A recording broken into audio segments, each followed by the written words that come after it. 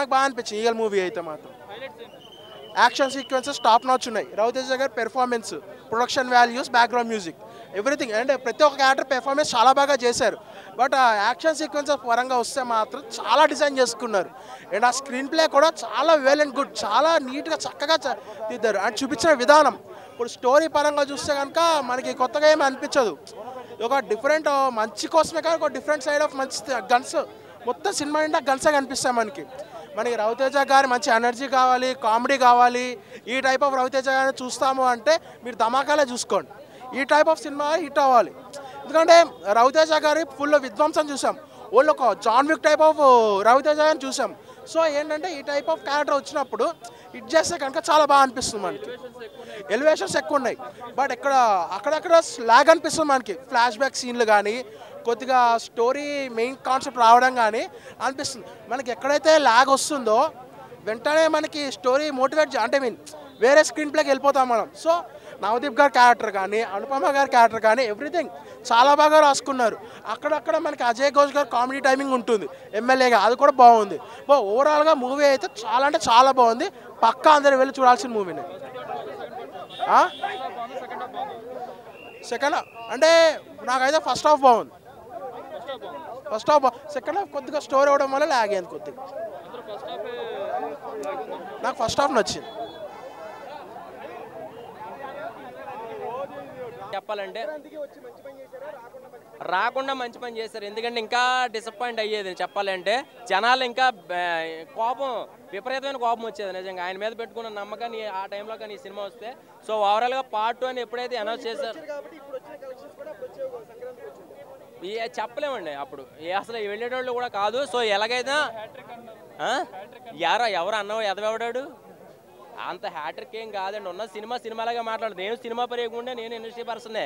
So ఏంటంటే రవితేజ గారు ప్రతి కొత్త డైరెక్టర్కి అవకాశం ఇస్తారు. సో అవకాశం ఇచ్చినప్పుడు దాన్ని ఎలా వినియోగించుకోవాలి. బీభత్సమైన కోట్లు పెడితే సినిమా హిట్ అవ్వదు, కథలో దమ్ముంటే హిట్ అవుతుంది కంపల్సరిగా. సో ఎందుకు ఇంటి నిండా గన్స్ పెట్టి కాల్చుకుంటే ఎందుకు కాల్చుకుంటాడు అర్థం లేకపోతే చిన్నపిల్లడైనా పబ్జీ గేమ్ ఆడుకున్నట్టు ఆడుకుంటున్నారు. సో ఏంటనేది అర్థం కాలేదు. బీభత్సమైన కొన్ని కోట్లు పెట్టేశారు సినిమాకి చెప్పాలంటే, కానీ ఏమీ అర్థం కాలేదు నాకు. ఓవరాల్గా నెక్స్ట్ పార్ట్ 2 వచ్చినప్పుడు మాత్రం ఇలా రావద్దని చెప్తా అంతే. రేటింగ్ ఈ అనౌన్స్ చేశాడుగా పార్ట్ 2 వస్తుందని చెప్పి. పార్ట్ 2 వస్తుంది రేటింగ్ చెప్తే మీరు వెళ్ళిపోతారా తొందరగా. 5కి 3 ఇస్తాను వెళ్ళిపోండి. వస్తా నడుస్తుంది కదా. స్టోరీ ఏం పెద్దగా ఏం అనిపించలేదండి. ఒక లవర్కే గన్స్ వైలెన్స్ ఇష్టం ఉండదు, దానికోసం గన్స్ అన్ని సేకరించి దాన్ని అలా ఉంచుతూ ఉంటాడు. అది ఎందుకు అనేది అప్పటికి అర్థం కాలే. సినిమా అయితే ల్యాగ్ ఉందండి. ఫస్ట్ హాఫ్ ల్యాగ్ ఉంది, సెకండ్ హాఫ్ ఏదో బీభత్సమైన ఎలివేషన్స్ ఇచ్చాడు కదా, ఏదో ఉంటుంది అని అనుకున్నాం కానీ అసలు ఏమీ అనిపించలే చెప్పాలంటే. సో నేను రవితేజ గారు అంటే నాకు చాలా ఇష్టం, ఆయన యాక్టింగ్ కానీ అన్నీ ఇష్టమే. సో రవితేజ గారు మైనస్ ఏం లేదు, ఆయన చెప్పిన క్యారెక్టర్ చేశాడు. సో కథని కొత్త వాళ్ళని నమ్మినప్పుడు రవితేజ గారు ఇంకొంచెం బెస్ట్ తీసుకోండి. ఎందుకంటే చిన్న సినిమా కాదు, చిన్న ప్రొడక్షన్స్ కాదు, ఇవన్నీ కూడా భారీ బడ్జెట్ ఎన్నో కోట్లు పెట్టి ఎక్కడెక్కడో విదేశాల్లో సినిమాలు తీస్తున్నప్పుడు సో ఇంకా ఏదైనా ఉంటే బాగుండు. ఇప్పుడు మనం చాలా వెబ్ సిరీస్లు కానీ చాలా యాక్షన్ మూవీస్ చూస్తున్నాము. అన్ని సినిమాల కన్నా ది బెస్ట్ యాక్షన్ మీ సినిమాలో ఉంది. గన్ షాట్లు బిల్లా సినిమాతో కానీ, జేమ్స్ బాండ్ 007లో కానీ ఇన్ని ఉండవు నాకు తెలిసి. అన్ని గన్స్ ఉన్నాయి, ఇన్ని వేల గన్స్తో. మంచి షూటర్ ఈయన, కథలో మంచి షూటరు అంతే, అది ఒకటే చెప్పగలను. కానీ కథలో ఈయన ఏంటనేది మనం చెప్పలేము. ఆర్టిస్టుల కన్నా గన్స్ ఎక్కువ ఉన్నాయి, కొన్ని లక్షలు ఉన్నాయి చెప్పాలంటే. సో దాన్ని బట్టి పార్ట్ 2 ఉంది కాబట్టి పార్ట్ 2 ఇలాగైతే పని అవ్వదు. కుమారి ఆంటీ దగ్గరికి వెళ్ళి భోజనం చేసి కథ మంచిగా రాసుకుంటే బాగుంటుందని నేను అనుకుంటున్నా. నవదీప్ గారి క్యారెక్టర్ అయితే ఆయన ఒక బ్రదర్ లాగా, ఒక అసిస్టెంట్ లాగా వాళ్ళిద్దరు క్యారెక్టర్లు అలా వెళ్తూ ఉంటాయి. కానీ ఎందుకు ఏ సీన్ వస్తుందో, ఎందుకు జరుగుతుందో, ఎందుకు ఎవడొచ్చి కాలుస్తాడు అనేది అసలు ఇప్పటికీ అర్థం కాలే. పోనీ అలాగని చెప్పి ఏదో బాహుబలిలో కట్టప్ప బాహుబలిని ఎందుకు చంపినా సస్పెన్స్లో ఏదన్నా వదిలితే ఓహో నెక్స్ట్ పార్ట్ 2లో ఉంటుందని అనుకోవచ్చు. అది లేదు, ఎందుకు జరిగింది అనేది ఇప్పటికీ అర్థం కాలే. ఒక డ్యూయట్ సాంగ్, ఒక లవ్, ఒక 10 నిమిషాలు లవ్ ఉంటుంది, అది కూడా ఎందుకు వచ్చిందో తెలీదు. సో అలా జరిగిపోయింది చెప్పాలంటే. మెసేజ్ అంటే ఏం లేదండి, గన్స్ కన్నా ఎక్కువ అయిపోతుంది. ఇప్పుడు వైలెన్స్ ఎక్కువైపోతుంది. అంటే మనకి కసబ్ ఉన్నాడు కదా బాంబేలో జరిగినప్పుడు, హోటల్లో జరిగినవి ఉన్నాయి కదా, అవన్నీ అణిచివేయాలని చెప్పేసి ఒక చిన్న మెసేజ్ ఉంది. ఆ మెసేజ్ కూడా లాస్ట్ లాస్ట్ ఎండ్ అయ్యేదాకా ఉంటేనే మనకు అర్థమవుతుంది. అంతసేపు ఎవడు ఉన్నాడు థియేటర్లో, వచ్చేస్తారు తొందరగా. సో అది లాస్ట్ దాకా ఉండండి, సినిమా మీకు అర్థమవుతుంది. ఇద్దరు హీరోయిన్లు అంటే అనుపమ పరమేశ్వరన్ మనకి ఎలివేషన్స్ ఇస్తూ ఉంటుంది. మన కేజీఎఫ్లో ముసలోడు ఎలాగిచ్చాడో ఒకసారి రెండుసార్లు ఈ అనుపమ పరమేశ్వరన్ ఇస్తానే ఉంటుంది. ఎందుకు ఎందుకు ఎందుకు ఎందుకు అనేసరికి తర్వాత చూస్తే ఏముండదు. సో బాగుంది, okay. Production values and camera works ఇవన్నీ బాగున్నాయి. ఆ అమ్మాయిది ఏముండదు, ఒక 10 నిమిషాలు 20 నిమిషాలు ఉంటుంది పాత్ర. లవ్ అండ్ సాంగ్ అయిపోయినా ఎగ్జిట్, చనిపోవడం ఇంక అంతే అంతే. ఇంకా 10 నిమిషాలకి ఎగ్జిట్ అయిపోతుంది అంతే. లవ్ పెడితే మళ్ళీ ఇది మొత్తానికి పోతుంది. సో అది అలా అక్కడ వరకు పెట్టారు. అజయ్ ఘోష్ క్యారెక్టర్ అయితే మాత్రం ఫుల్ ఫన్ అండి. ఆయన లేకపోతే ఇంక అసలు ఇబ్బంది పడేటోళ్ళు నిజంగా. ఆయన ఉండడం వల్ల కొంచెం చాలామంది నవ్వుకున్నారు. ఆయన యాక్టింగ్ బాగుంది చెప్పాలంటే కనుక. వాళ్ళ కాంబినేషన్ బాగుంది. రవితేజ గారిది రవితేజ గారిది అసలు కామెడీ అనేది ఏముండదు, అంత సీరియస్ క్యారెక్టరే. సో అజయ్ ఘోష్ గారు నిలబెట్టారు. ఒక 30% ఆయన వల్ల కొంచెం ఇదైంది అనమాట చెప్పాలంటే. Okay bye. ఇప్పుడు నాకేంటంటే సెకండ్ హాఫ్ అయితే నాకు బాగా నచ్చింది.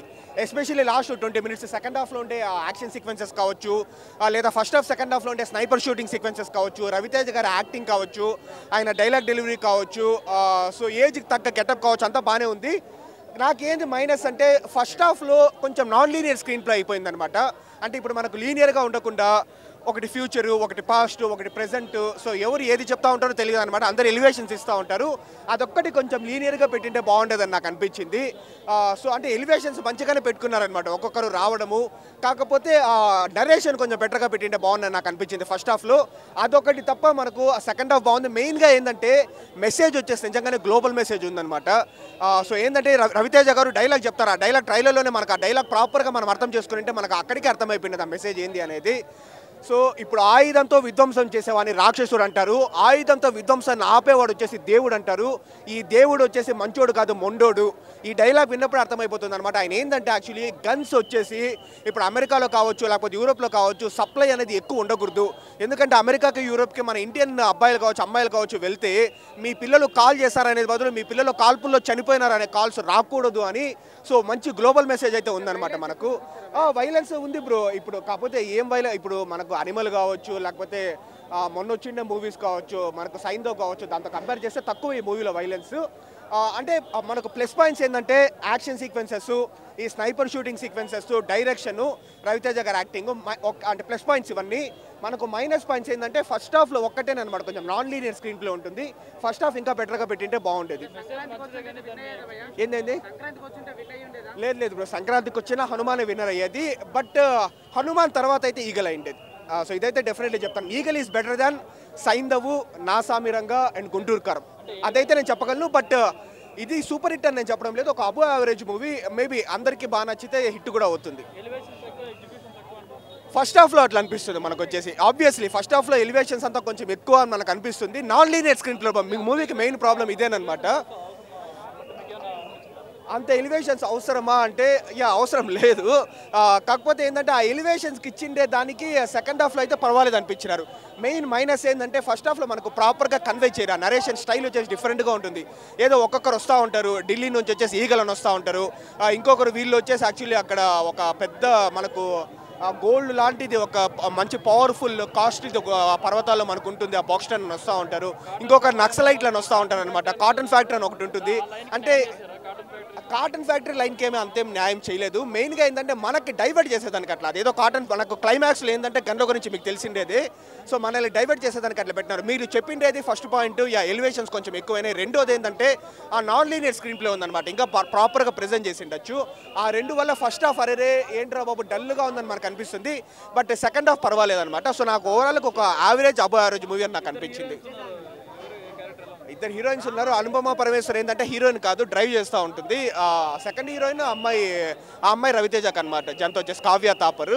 హీరోయిన్స్ పెద్దగా ఏం లేదు. రవితేజ గారి మూవీలో తక్కువ ఉంటారనమాట మనకు. ఫస్ట్ హాఫ్లో చాలా తక్కువ ఉంటారు, సెకండ్ హాఫ్లో ఉంటారు. ఓవరాల్గా ఒక యావరేజ్ మూవీ బ్రో. సో వచ్చి టైంపాస్ చూసేసి వెళ్ళొచ్చు అనమాట. క్లైమాక్స్ లాస్ట్ 20 మినిట్స్ బాగుంటుంది. పక్కనే ఉంటాడు, ఇంకా అక్కడక్కడ ఎలివేషన్స్ ఇస్తూ ఉంటారు నవదీప్ వచ్చేసి. అంత మంచి క్యారెక్టర్ ఎవరిది, రవితేజ గారిది తప్ప అంత మంచి క్యారెక్టర్ అని మనం ఎవరిది చెప్పలేమన్నమాట. నవదీప్ పక్కన ఎలివేషన్స్ ఇస్తూ ఉంటాడు. శ్రీనివాస్ అవసరాలు కావచ్చు, వినయ్ రాయ్ కావచ్చు, రవితేజ గారే సెకండ్ హాఫ్లో ఎక్కువ ఉంటారు. అజయ్ ఘోష్ పర్వాలేదు. రవితేజ గారి తర్వాత మూవీలో ఎవరికైనా మంచి క్యారెక్టర్ ఉంది అంటే అజయ్ ఘోష్కి, తర్వాత అంటే శ్రీనివాస్ రెడ్డికి అనమాట. సో అజయ్ ఘోష్ గారి కామెడీ అక్కడక్కడ పండింది, ప్రతి సీన్కి నవ్వు వస్తుందని నేను చెప్పలేను, కానీ అక్కడక్కడ పండింది. ఓవరాల్గా ఏంటంటే ఈగల్కి మనము లాస్ట్ 20 minutes కోసము సో అంటే సెకండ్ హాఫ్లో కావచ్చు, ఫస్ట్ హాఫ్లో కావచ్చు, అక్కడక్కడ స్నైపర్ షూటింగ్ సీన్స్, మంచి ఫైట్ సీక్వెన్సెస్ కోసం రావచ్చు. పార్ట్ 2 ఉండి యుద్ధకాండాన్ని మెన్షన్ చేస్తారు ఈగల్ 2 అని. బట్ అది మూవీ రిజల్ట్ బట్టి కంప్లీట్లీ డిపెండ్ అయి ఉంటుంది. నాకైతే ఒక అబో యావరేజ్ మూవీ అనిపించింది. అందరికీ ఎలా ఉంటుందని మనకు తెలియదు కదా, నాదొక్కటే కలెక్టివ్ పర్సెప్షన్ ఇంపార్టెంట్ కాబట్టి. సో అది మ్యాటర్ వచ్చేసి. సో రావచ్చు, హ్యాపీగా వచ్చి చూడొచ్చు అనమాట. బట్ ఇంటర్వెల్లో క్లైమాక్స్లో అసలుకి అమ్మవారు అసలుకి గన్నులు లేయడం, అసలుకి సిస్టమ్ పెడతారు, ఒక మిజైల్ సిస్టమ్ లాగా. అదైతే పీక్స్ అంటే పీక్స్ అని చెప్పొచ్చు. నవదీప్ క్యారెక్టర్ కానీ, అలాగే అవసరాలు శ్రీనివాస్ క్యారెక్టర్ కానీ, మనకు అనుపమ పరమేశ్వర్ కానీ చాలా బెటర్గా చేశారనమాట. ఏంటంటే అసలు రవితేజ గారి looks, dialogue delivery, one man show, one man army అనే చెప్పొచ్చు అనమాట. సినిమా అయితే చాలా చాలా బాగుంది బ్రో. సినిమా అయితే ఫ్యామిలీతో కలిసి చూడండి, ఖచ్చితంగా కనెక్ట్ అవుతుంది. రవితేజ గారి ఫ్యాన్స్ అయితే కాల్ ఎగరేసుకోవచ్చు అనమాట. ఎందుకంటే హాలీవుడ్ రేంజ్లో రవితేజ గారిని చూపించారు. కొన్ని సీన్స్ అయితే కేజీఎఫ్ సీన్స్ కూడా పనికిరావు అన్నట్టు అనిపించింది అనమాట. నాకైతే ఓవరాల్గా నచ్చింది బ్రో మూవీ. ఎలివేషన్స్ ఎక్కువ ఉన్నాయన్నమాట. ఇప్పుడు వచ్చిండే సినిమాలకు కావాల్సింది ఎలివేషన్స్ అన్న. ఇప్పుడు సలారు, కేజీఎఫ్ ఇవన్నీ కానీ అంటే ఎలివేషన్స్ అంటే గన్ కల్చర్ ఉందన్న. గన్ కల్చర్ ఏంటంటే ఇప్పుడు ఎవడొకడో గన్ను తీసుకొచ్చి ఎవరిని కాలిస్తే అదేంటంటే కారణం లేకుండా ఒకరిని కాల్చి చనిపోతే వాళ్ళ ఇంట్లో వాళ్ళు ఎంత బాధపడతారో ఆ కాన్సెప్టే తీసుకున్నారు. దాని మీదే రవితేజ గారు పోరాడతారనమాట. అదైతే నాకు చాలా బెటర్గా నచ్చింది బ్రో. వరల్డ్ వైడ్గా రవితేజ అన్న డైలాగ్ చెప్తాడు, 700 కోట్ల పైన గన్నులు ఉన్నాయి, వాటిలో లైసెన్స్ లేనివి ఉన్నాయి, పిచ్చోడి చేతికి గన్ను ఇచ్చి ఎవడన్నా పబ్లిక్లోకి వస్తే చనిపోతారు కదా, ఆ కాన్సెప్ట్ మీద తీసుకున్నాడు. ఆ గన్నులు ఎలా అరికట్టాలనేది చూపించాడు. అదైతే నాకైతే చాలా బెటర్గా నచ్చింది. రవితేజ గారిని చూపించిన విధానం అయితే హైలైట్ బ్రో. హాలీవుడ్ రేంజ్లో చూపించాడు అన్న రవితేజ. Thank you.